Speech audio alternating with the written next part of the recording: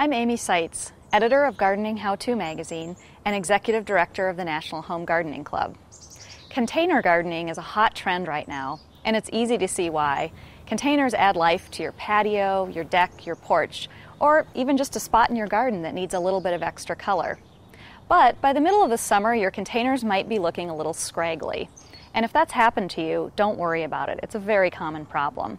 But there are some things you can do to make sure it doesn't happen again next year. Many annuals in containers need to be deadheaded.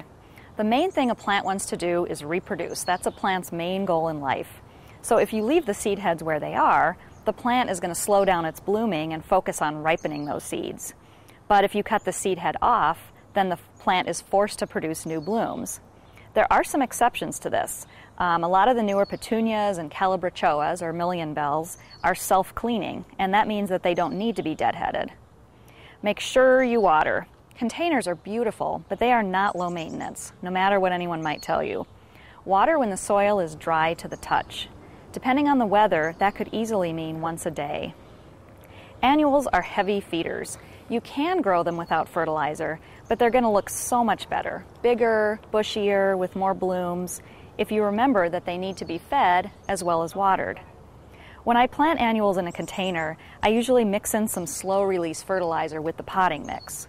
And actually, some mixes come with the slow-release fertilizer already mixed in. What this does is it gives plants a steady dose of fertilizer while they're getting established in the spring. But after a few months, they're going to use up those nutrients, and they're going to need some extra help from you. Water about once every other week with a quick-release fertilizer. When I first started gardening in containers, I didn't do a whole lot of maintenance, and by the time August rolled around, my containers were looking dry and brown. But once I got into the regular discipline of watering and deadheading regularly and making sure I added fertilizer about once every other week, it was amazing how much longer my containers looked fabulous. I spent an extra 5 minutes or so a week for a whole extra month of bloom.